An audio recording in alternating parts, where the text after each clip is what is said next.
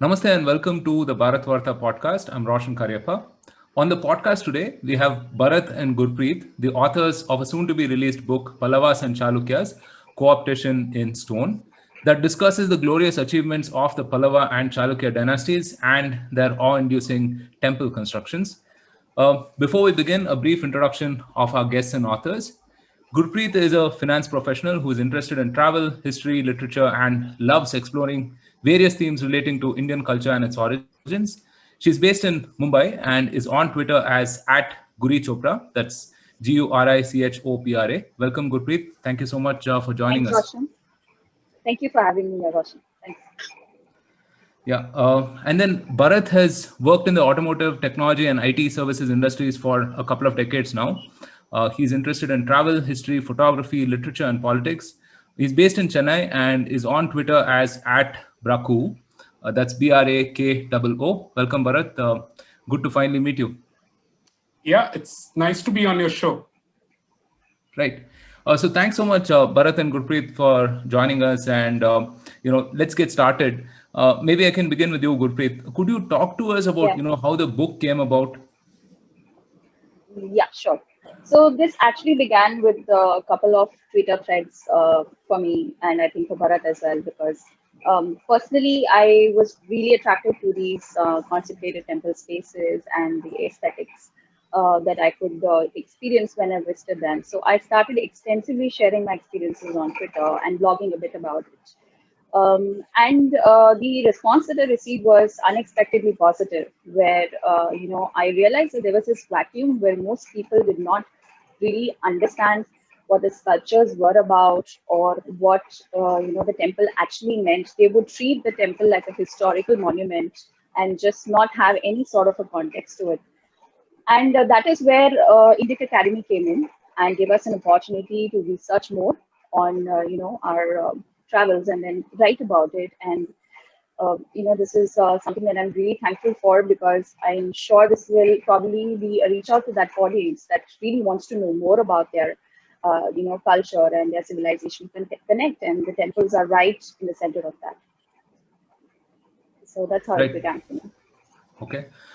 So Bharat, the both of you are not academics, you have full-time jobs. You're working professionals. You come from a very different world, very diverse industries and experiences. What was it like, writing this book, and what were some of your influences as well? Yeah, so initially when Dimple contacted us for putting together the book, it was honestly quite intimidating. It was intimidating for a couple of reasons. One is it's one thing to do 240 character tweet threads, to translate that into a book. And particularly, as you said, we come from, STEM backgrounds, and we're pretty much city kids, and whatever history we've learned is what we've learned in our school courses, right? At the end of the day, Pallavas probably finds one-line mention in one of the history books, and probably Chalukyas a little broader because they had a larger role that kind of crossed states and so on and so forth. So it was intimidating, but then we got onto it. Thankfully, both of these dynasties have been quite comprehensively documented by various historians. And I would like to kind of bring in, particularly from a Pallava aspect, Dr. C. Meenakshi in Pallava history, in Pallava society, administration, and so on and so forth. And she was the first woman PhD from University of Madras in 1936.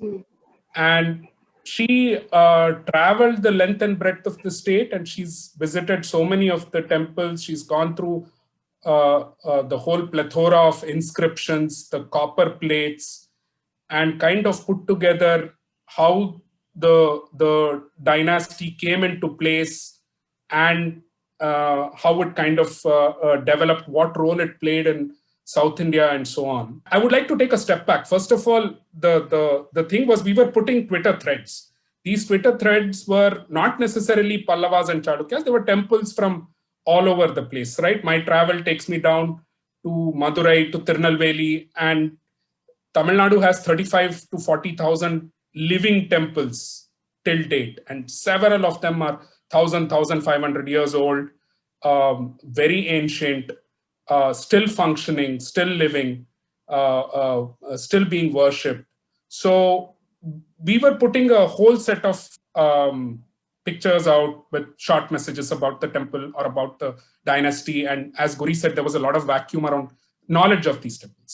So when Dimple kind of approached us from Indica, we still didn't know which dynasties to pick or which temples to go after to actually create the book. And it so turned out that a lot of the content that Guri had put out was about Chalukyas, and I had also put out a decent amount of content out about the Pallavas. They were contemporary dynasties. They were not only contemporary dynasties, they were also pioneering dynasties.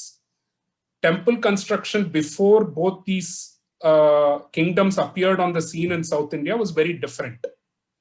And they were practical pioneers in using rock and stone as the principal material for temple construction. Prior to that, temple construction was primarily with brick, mortar, metal, and all of these are perishable. There are very few of those temples left, and even if they are left as ruins in these two states. What survives is actually the temples that were constructed out of stone. Again, it's not to say that nothing was existing at that spot earlier. Obviously, the divinity or the kshetra always existed, but the structure that they built around it using stone gave it a longevity and a perpetuity that changed the scene. And historians have chronicled this aspect also very nicely, because there is a wonderful statement that K.R. Srinivasan, who was the deputy director of ASI, makes. He says, the Gangas, the Muttarayars, the early Cholas, the later Cholas, and the Pandyas, the Vijayanagara rulers and the provincial Nayakas continued the Pallava tradition in their respective zones, while Rashtrakutas, Telugu Cholas, later Chalukyas, Kakatiyas, Hoysalas continued the Chalukyan tradition. So both of these dynasties were actually pioneers. They were contemporaneous, and they were also, in fact, they're described as Prakritya Amitras, that is natural enemies. They fought each other all the time. And so it kind of made a very nice base for us to pick these two kingdoms.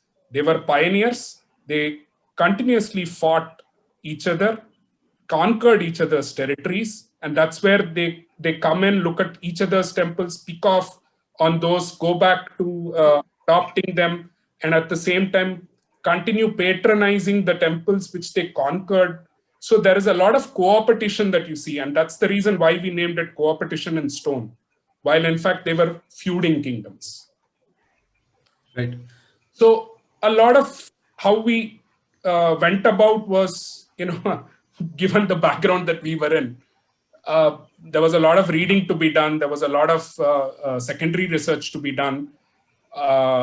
So we hit the books. We hit a lot of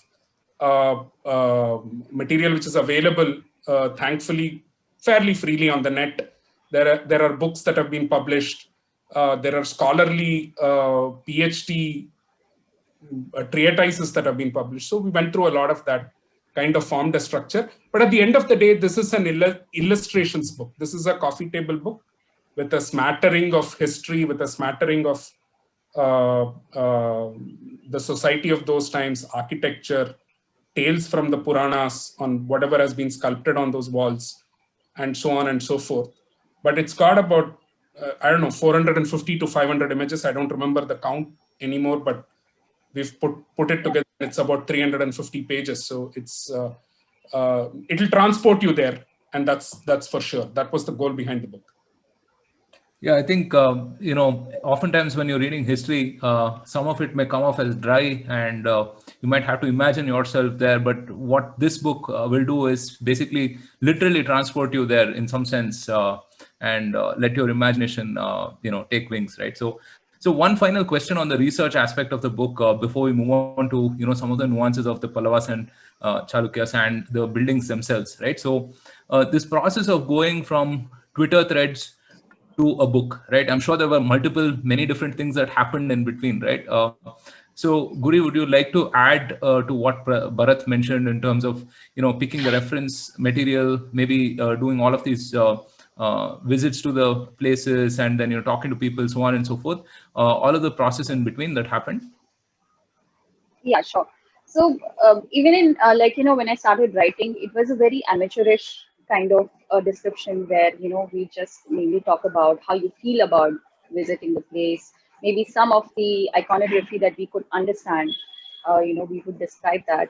But from that point to today, I think we've come a long way because really we've started secondary research papers and even tried to really go deeper into temple architecture, building, and how Agama Shastras are used, and generally how the temple architecture done by the Chalukyas and Pallavas created that stylized template, which was later adopted by the different dynasties.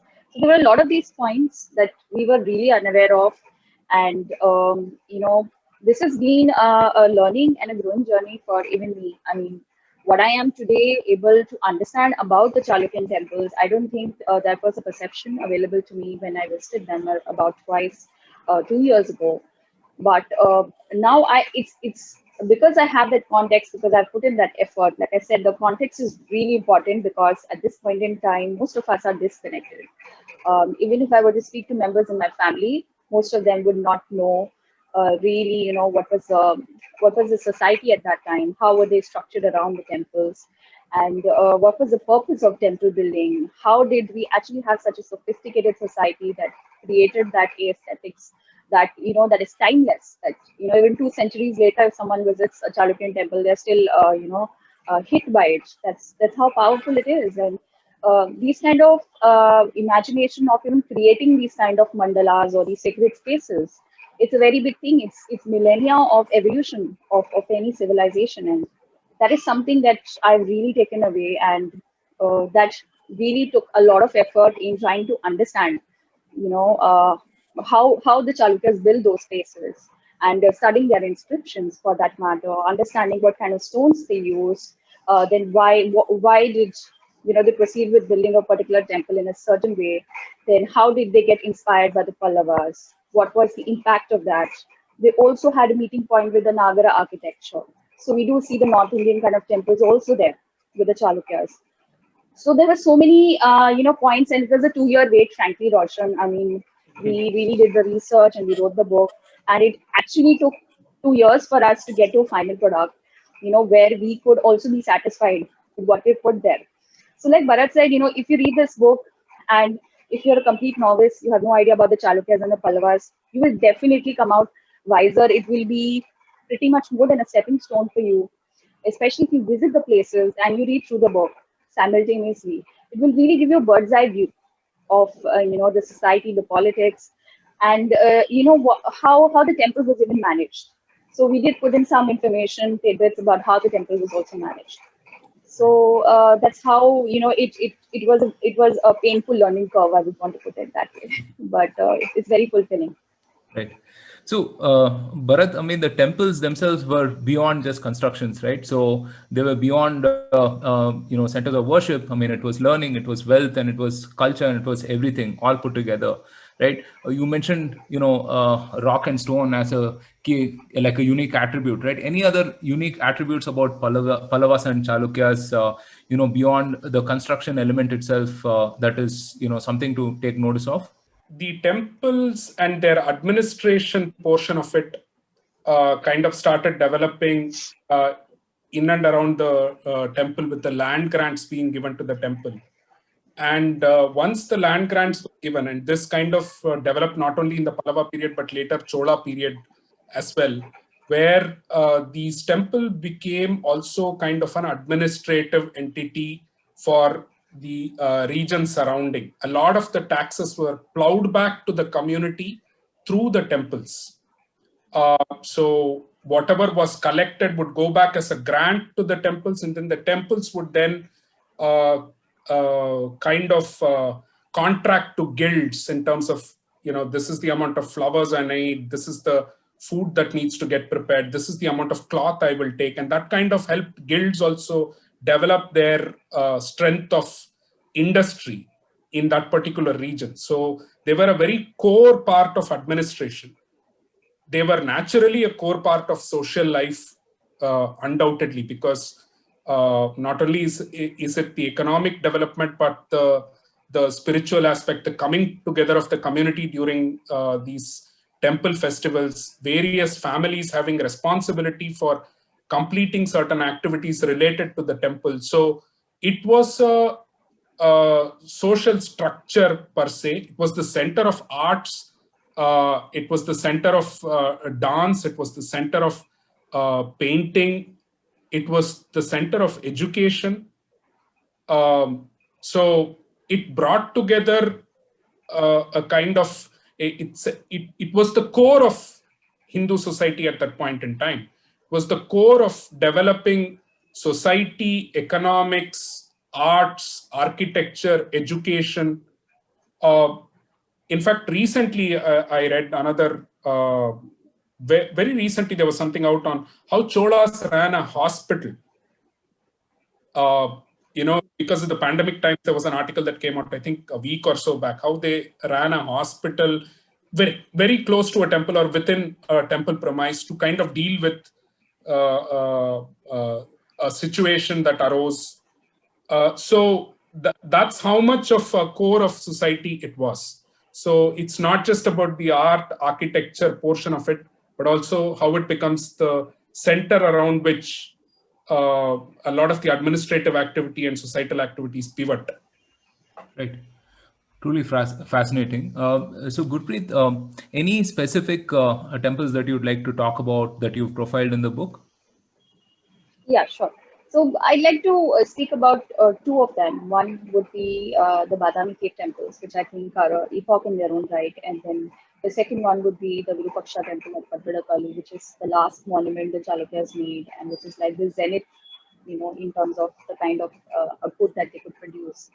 So if you look first initially at the Badami cave temples, this is a time when there was a parallel kind of development at Ellora happening, with some of the earlier cave temples at Ellora happening, and it's a greater possibility that the magnificent, the Elephanta cave temple, that is like, the iconic Sadashiv Murti from there, that was also being done parallel to the Chalukya construction of the, Badami cave temples, because we see a lot of similarities in terms of even right to the detailing of how the columns are made in the cave temples, as well as even the Dwarpalas are pretty much the same. So if you were to go to the Badami cave temples, you will really see a very unique sculptural expression there. Okay, and frankly, at that point in time, there were very few Hindu cave temples. We know of Ajanta, the Buddhist cave temples, and we know of the Jain cave temples that happened during the Mauryan times. The Barabar caves, which were the owned by the Ajivikas. But it is this impetus that was given by the Chalukyas to really create these amazing Hindu cave temples that I feel are directly contributing to what we see today at Ellora, like the magnificent Kailashnath temple at Ellora. Because they had to previously, previous to this, they were mainly like Bharat had mentioned, they're working with timber, they're working with terracotta, they're working with bricks. It takes a while to develop that capability to excavate into sandstone, even though sandstone is not as hard as what the Pallavas worked with. They worked with the hardest rock that was available. But during the construction of these cave temples, you see a very clear evolution in the manner of even the way sculpture was done. So some of the sculptures here are very unique. I will suggest the readers to visit, for example, what is called as Cave 2 over there, and you would be delighted to see a very beautiful Vaikunthanatha representation of Vishnu. There are some very, what I would say is some of the oldest representations and the most unique representations of Vishnu. The Trivikrama, there's a gigantic Trivikrama that's available, okay, in Cave 3 over there. That's numbered Cave 3, it's not a chronology, it's one of the earliest caves that was created. So there are some of these sculptures that are like very unique. You will not see them being reflected after that ever. You know, the template completely changes. So there was this, I feel there was like this renaissance that happened at that time, you know, with the patronage and the freedom that was given, that these cave temples were able to develop. Then, if we were to move on to the Pattadakalu area, which is where we see that marvel of the Nagara temple superimposed with the Dravidian temples at the back, that never happens. I mean, you never see that sort of a meeting point, you know, or a royal family that patronizes both kind of, you know, temples at the same space. So definitely the Chalukyas would really, we can hold them accountable for actually bringing about this development, because they patronized widely. And you see many grants, you see many inscriptions where they are giving away money for the construction of temples. So the temple that I want to talk about is the Virupaksha temple here. So the Virupaksha temple, the story behind it is really interesting, because it was built to commemorate the victory of the Chalukyas over the Pallavas, okay, in one of the last battles that they fought. So what happens in that battle is that Kanchi is overtaken, okay, they enter the city, and there the Chalukyan king is so mesmerized looking at the Rajsimeshwara temple there, that he puts in an inscription there, actually pays money to the temple, you know, and comes back inspired and says that I'm going to create my own unique version of, you know, a temple architecture that will be known for ages. That is his intention, and we see that kind of an inscription there, where the queen also says that, you know, I'm creating this temple in a new architectural style. She makes that inscription because that is what they're intending to do. So this is that theme that I really want to highlight, because, you know, there are a lot of these misconceptions that did Hindu kings fight each other and demolish temples. That did not ever happen, because maybe it could be one or two aberrations here and there. But there was this underlying cultural unity. So they could sack each other's cities, they could fight for generations. But when it comes to actually getting inspired, you know, it's possible that some of the artisans from the Pallava, city traveled back with the Chalukyan king. But we see like a very instant kind of a jump, you know, like an inorganic jump in the temple aesthetics. And we see the Virupaksha temple, which has some of the most amazing depictions of Shiva in his multitude of his forms. You can like name any form, whether it's a Lingodbhava Murti or a, you know, Uma Maheshwara, Ardhanarishwara, Nataraja. Some of those forms are like very sublime. And again, like I said, they were never to be seen. I mean, we do have the Kailash Nath temple coming up, but there the sculptural finesse is kind of somewhere, you know, it's crowded with a lot of intricacy and a lot of decorative, what I would say, focus by the Rashtrakutas, which succeeded the Chalukyas. But what the Chalukyas achieved in creating those fluid sculptures, that is very unique, and that is what you would see at, you know, the Virupaksha temple. And also when you visit the temple inside, when you enter the Sabha Mandapa, you will see a multitude of pillars, which actually contain stories from the Ramayana and Mahabharata. And even if you're a 5-year-old child who has just heard grandma tales, you'll be able to go there and see some of the episodes and you know, recognize it. So that was another way of keeping a connect with of the Shastras, of the Puranas, and the Itihasas with the common folks.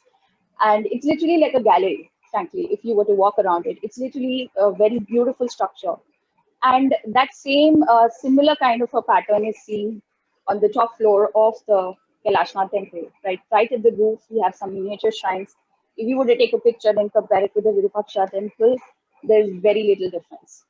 So the Rashtrakutas who succeeded the Chalukyas literally picked up the same template.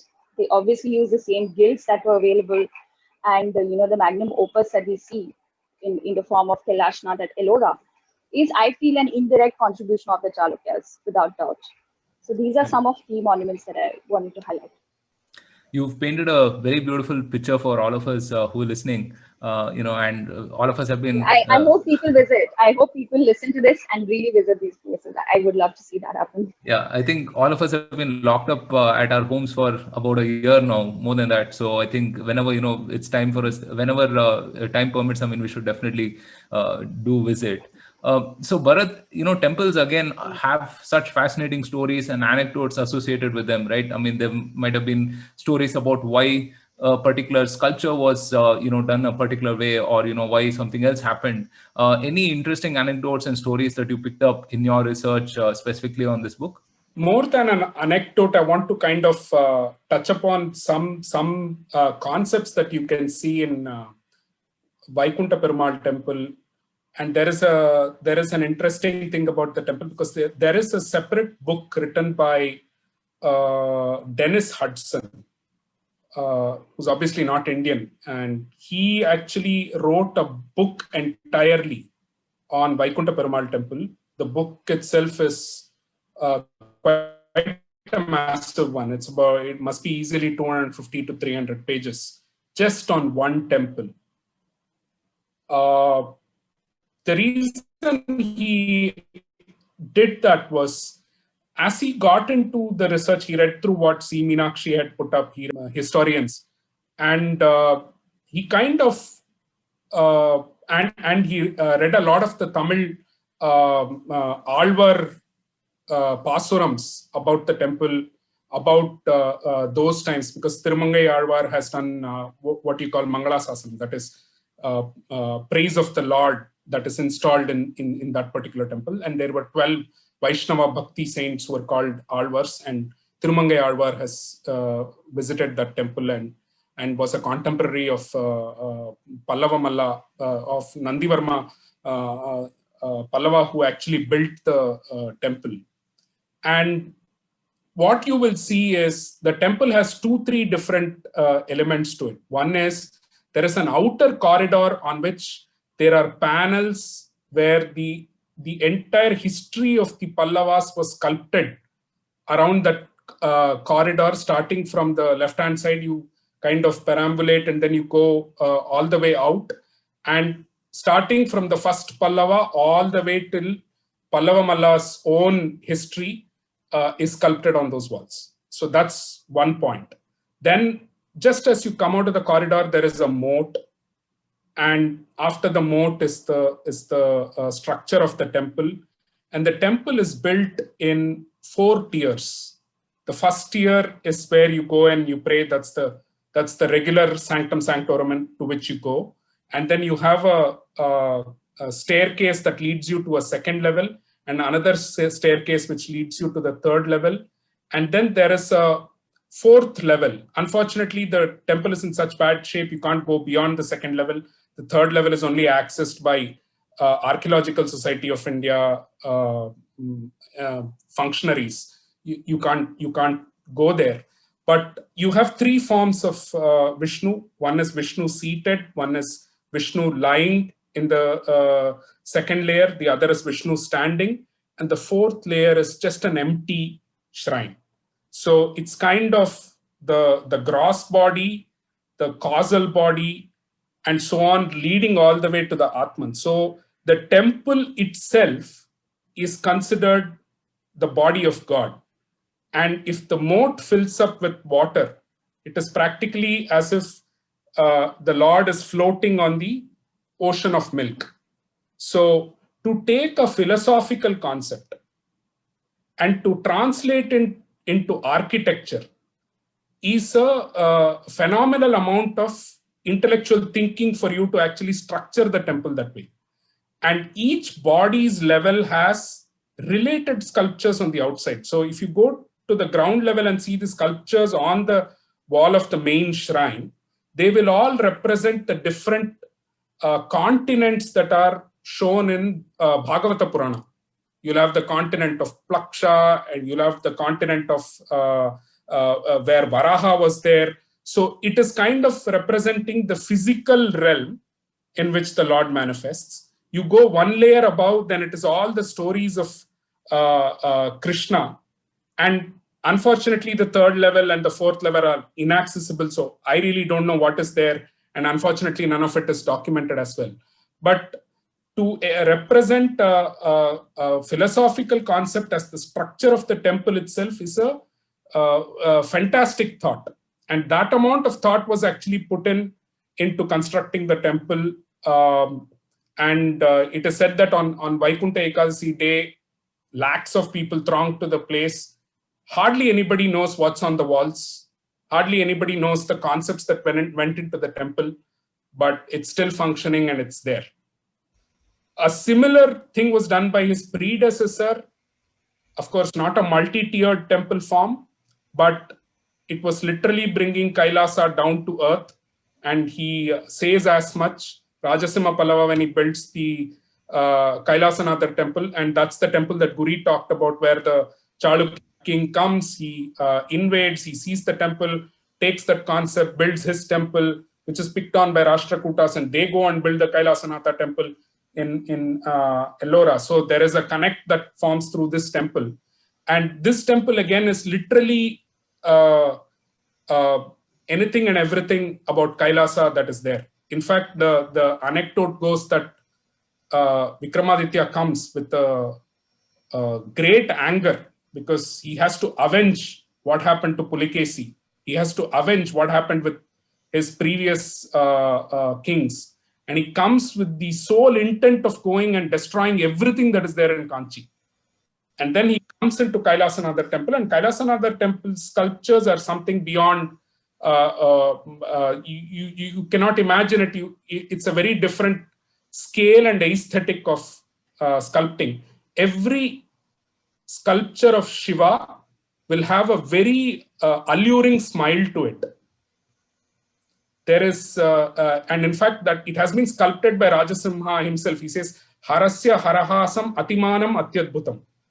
Hara's smile steals his smile steals my heart away, and he's encompassed that. He's kind of represented that in every single sculpture that you will see in that particular temple. So Vikramaditya comes, he looks at the Ganas smiling at him, he looks at the Apsaras smiling at him, he looks at Shiva smiling at him, and his heart melts. And he actually gives a grant to the temple, and also has his own inscription put on the walls of the temple. And he says, I'm going to donate this and this to this temple, and let's keep the temple up and running. Right? So these temples not only were just places of worship, but they also took concepts of philosophy and encompassed it in the sculptural representation, in the structural representation of these temples. So there was a lot of deep thought that went into each of these temples and how they were constructed. They were not mere assemblage of sculptures, assemblage of elements, but they served a very deep philosophical purpose for the general population and for the citizenry as well. Right, fascinating. Yeah. So Gurpreet, just building on what Bharat mentioned, right? I mean, all of these abstract philosophical truths and philosophies were, like, communicated down to lay people, right, in a manner that they could understand and they could participate in and explore and so on and so forth, right, beyond the spiritual aspect of things itself, right. I wonder if you can talk a little more about that. I think, like, when people talk about temples, they think of places of worship, or maybe one step beyond and think of energy centers and agamas and whatnot. But it was also a great center for learning and, like, cultural education per se, right? So Absolutely. just building upon whatever Bharat said, what was that intent like?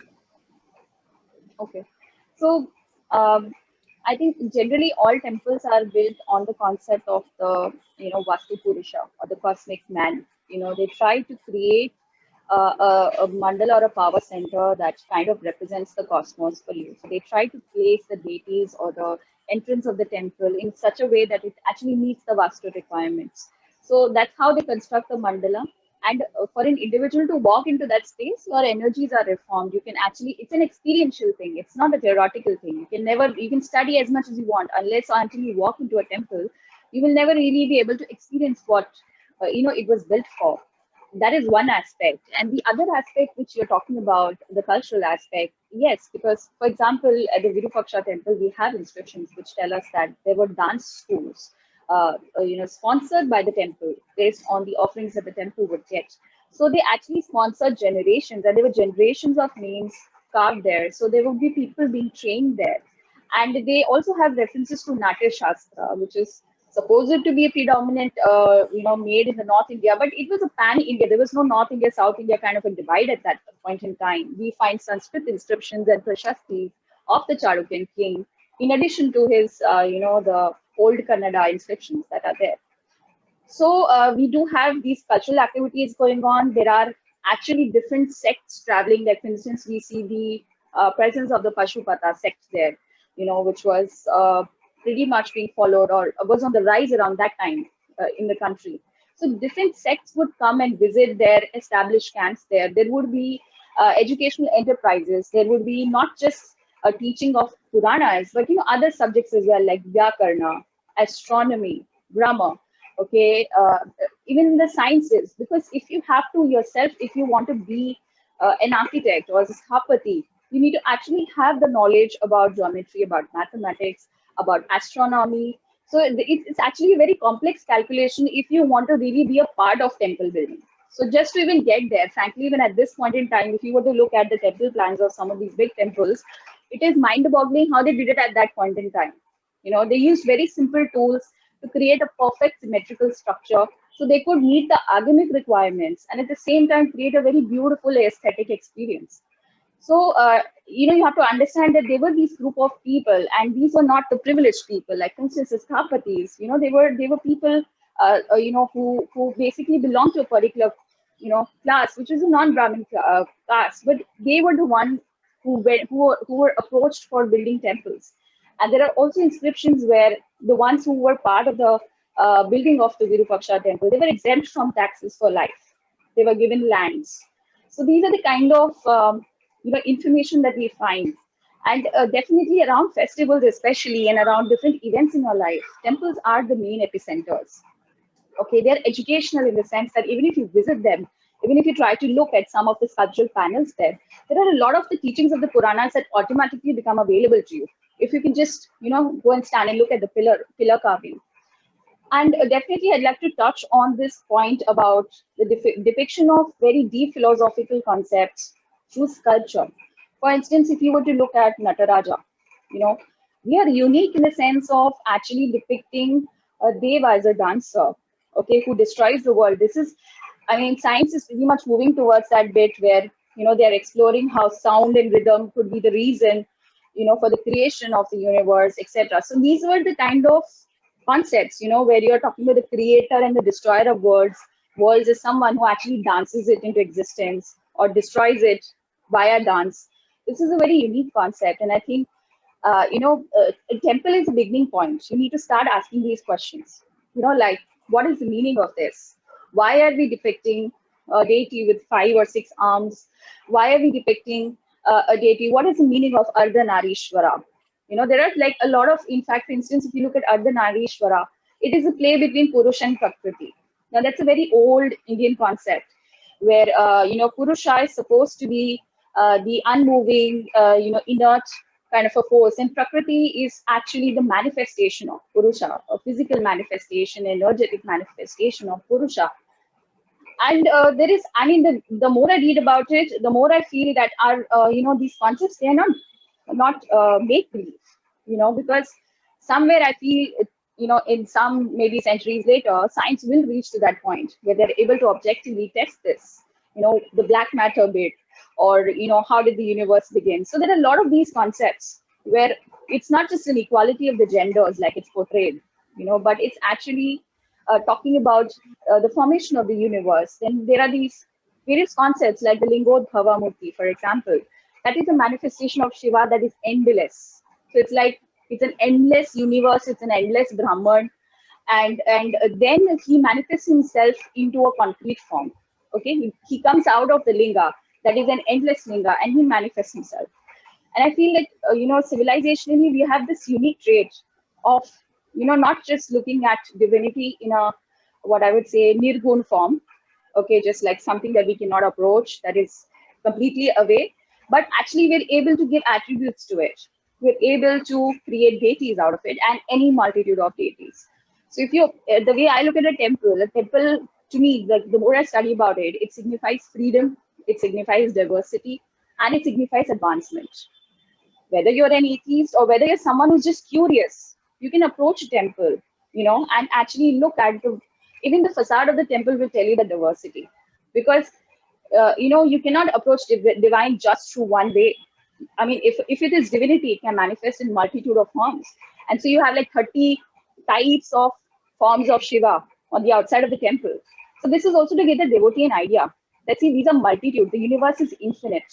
So you can do a worship of his formless bit, and also you can worship him as a form. So both of these are these unique concepts. And I feel that this worship of form is also a very unique concept that is seen across other pagan religions as well, which did not survive till today. But even the Greeks, they would have, worship their deities like Nike, for example. They would create a form for Nike and worship her in that sense. So this, for me, the tagline would be the temples are, the centers which would make you realize this, that it's actually signifying the freedom that our civilization had to organically understand how to move forward, on the spiritual path and how to express itself, and not just through yoga. I mean, yoga was definitely an important point, but through all sorts of expression, music, dance. In fact, there are people who felt Nritya was yoga. I could just dance all my life and approach divinity, you know, or I could be a writer, I could compose, I could sing to the Lord, like the Bhakti movement, and I could reach divinity. So, I mean, it's there's so much there. If you go and visit a temple, it's not, like you said, it's not just the physical manifestation. Socially, culturally, philosophically, it's a very strong narrative. And I feel that this is just missed because we've been conditioned to miss it. And I think we should now make that effort to try and read it in that sense. Yeah, wonderful. I mean, I have one anecdote to add before you kind of move to your next. Sure. It's a personal anecdote. So I'm, like we say, I learned something about my native, as we Hindus tend to call our origin towns. So my father's side of the family is from a small town called Bahur outside Pondicherry. As I was doing research for the book, I came across a fact that there was actually a Sanskrit college in Bahur, and a pretty well-known established Sanskrit college for multiple centuries that was there.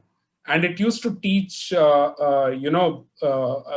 they call it, the Chaturdasha Vidyas, that is the 4 Vedas, the 6 Vedangas, Puranas, Nyaya,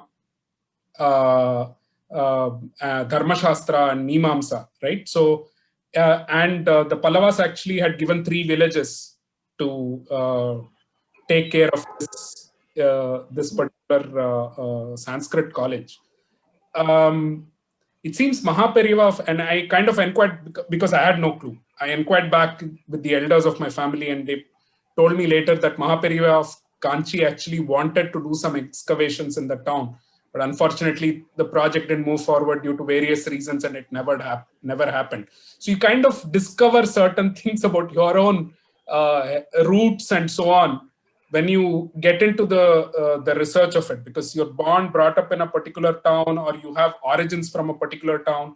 And there are things that have happened here that you are not even aware of. And that kind of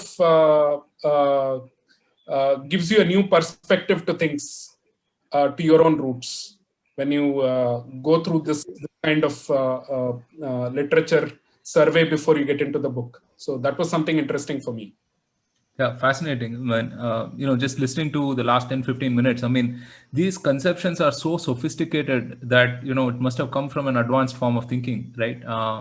And I feel like a lot of information, a lot of thinking is distilled in these temples and constructions and so on. One of the things that, strikes me when I visit a temple is the sheer mathematics of everything, right? I mean, just like if you could wear your engineer's hat on, Bharat, when you look at some of these temples and constructions and so on, take us through some of the engineering challenges that the people must have faced to put these really sophisticated conceptions together, whether it's the structure of a pillar or how minarets and so on and so forth. I mean, all of these other constructions were put together. So I mean, the epitome of these constructions is probably the Brihadishwara temple, and there are that's of the Cholas, and that's a totally different topic. Probably we'll spend a lot of time on it someday. But when it comes to the Pallavas were dealing with very hard rock. Unlike any of the other dynasties, they had only granite to deal with because it was available in abundance. I mean, there was no other reason for it. Granite was simply available, so they had to quarry it, they had to construct it. That's why you'll see Pallava temples, cave temples particularly, are not as deep as some of the other Chalukya temples or even Elephanta for that matter, because Elephanta can really walk through to a significant distance before the Sadashiva appears or the Ardhanarishvara appears. These were pretty shallow because they were really hard rock, and they had nothing but a hammer and a chisel to go at it. But in that, they figured out a few things. So one thing is, if you go to Mahabalipuram, you'll see large rocks with kind of square holes on them, semi-constructed. They're not yet completed. So what they would do is they would plug in holes in a straight line when they needed to slice rock, and they would put in wooden wedges into those square holes, and they would pour water on it such that the wood expanded, and it would expand at the same time, and it would crack into a straight face, and that would become your panel. Now, after you got the panel, you would actually do practically paint by numbers, because you would create a grid, a square grid of each square about 2 feet by 2 feet, and you would start work on each one of those 2 feet by 2 feet, because that's how your entire imagery then panned out, right? It's a square image, and then you have blocks of squares, and each square contains certain element of the sculpture, and that's how you would go about it. Of course, later dynasties picked up a lot of other techniques, including, see some of the Hoysala temples, the pillars that are there are probably lathe driven pillars. But as far as the Pallavas were concerned, 6th century, 7th century, hammer and chisel, hard rock, and they just chipped away at it. Wow, that's really, really fascinating.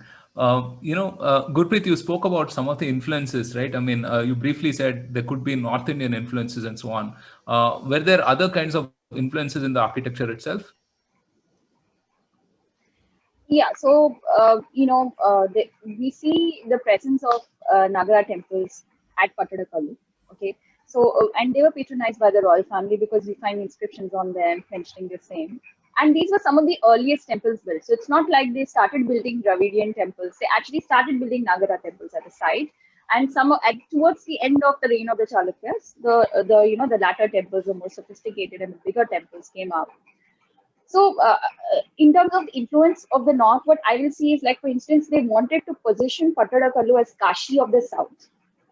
They actually tried to proclaim, like, in the few centuries later, there is an inscription there that Pattadakallu, or Kisuvolal, as it was known at that time, is Kashi of the South, because Kashi was so beloved to them, okay, and Ganga was so beloved to them that they would wanted to treat the nearby flowing river, okay, as Ganga, and they wanted to create a Kashi. So everybody wanted to create a consecrated space like Kashi. Kashi was such a magnificent, space. We cannot even imagine it, frankly.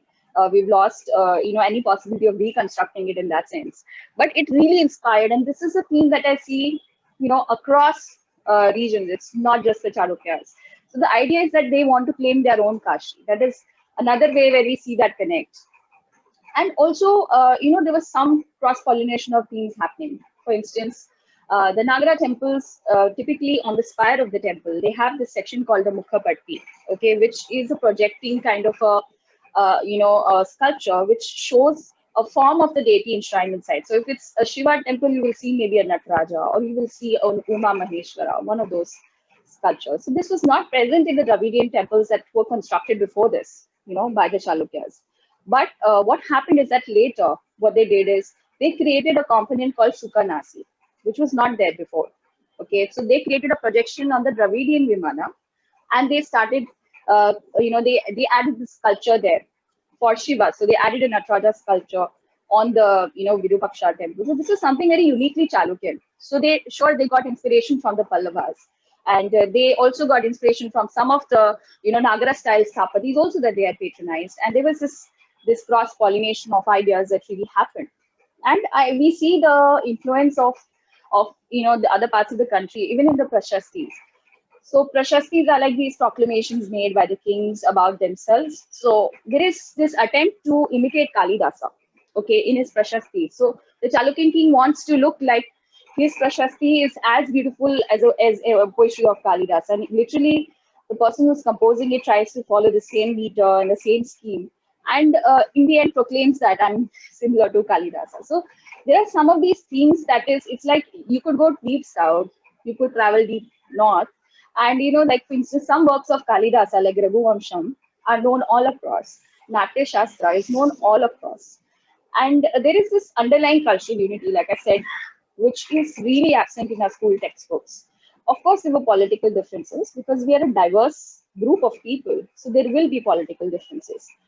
But this underlying influence to, and it was not in forced influence. It was an inspirational kind of impact that people felt, okay, across it. So, for instance, some of the earlier temples that Chalukyas built had, at Makuteshwara, for example, it had octagonal shikharas, an octagonal filial on the top of the temple. That was not present at the Pallava temples. But after they built it, we started seeing octagonal kind of, vimanas right at the top of the Pallava temples. And then when, Vikramaditya visits, he gets inspired and then comes back and builds the Virupaksha temple. So the inspiration is definitely there. It's all across. And, these are some of the things. Another incident that, I forgot to mention is the Vatapi Ganpati.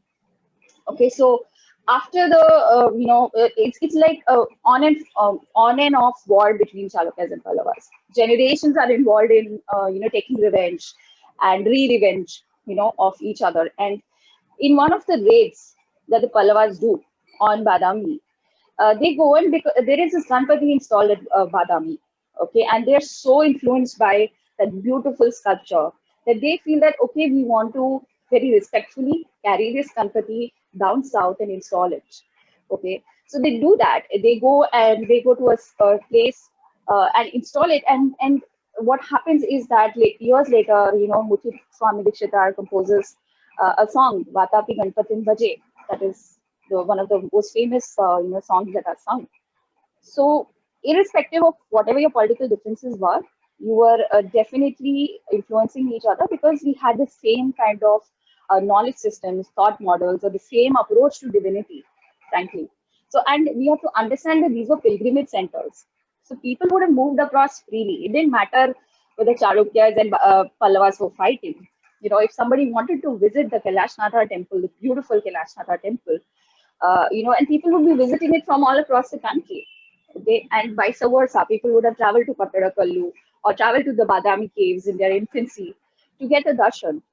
And we actually see this cultural continuum not just across India. You can go southeast to Cambodia around that time.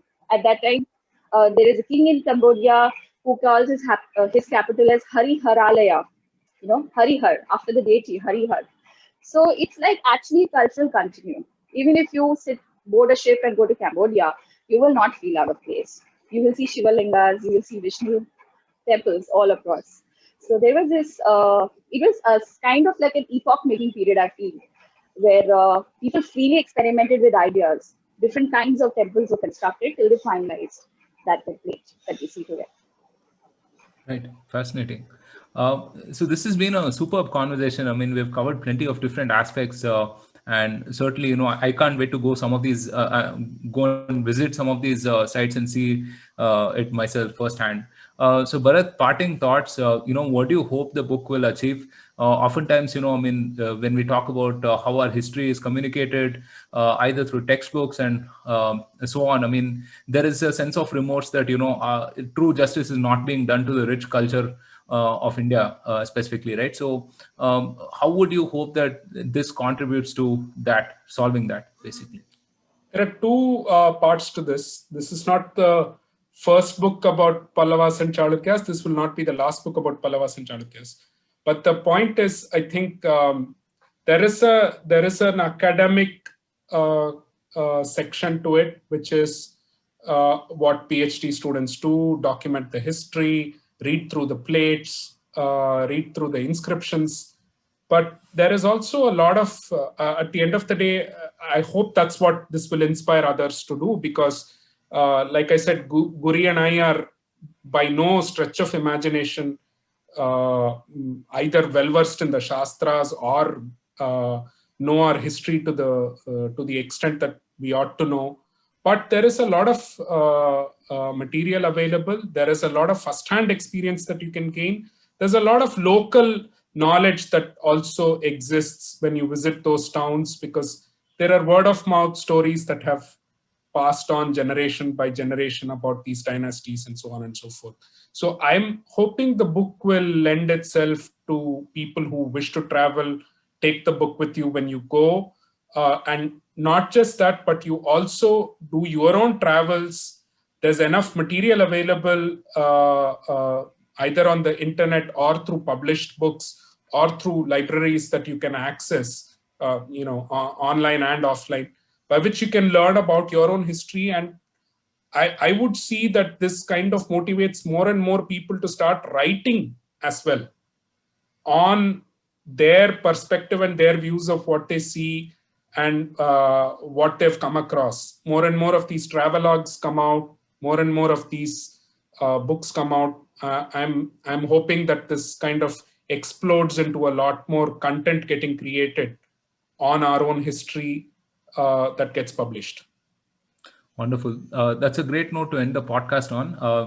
Very, very insightful conversation. Certainly, I learned so many things that I would be, going back and doing some research on. Thank you so much, Bharat and Gurpreet, for joining us, and wish you all the very best with the book. Thank you, everyone, for tuning in. See you soon on another episode. Until then, stay safe, take care, and Jai Hind. Thank you. Thank you for tuning in to this episode of the Bharat Varta podcast. If you want to see more content like this, then don't forget to subscribe to our channel. We started Bharat Varta to facilitate long-form discussions on politics, policy, and culture. We don't necessarily endorse anything that was said in this episode. If you wish to offer us feedback, do reach out to us on social media. We are at Bharat Varta on Facebook, Twitter, and Instagram. You could also get in touch with us on our website, www.bharatvarta.in. The links are in the description below. Until next time, stay safe, take care, and Jai Hind.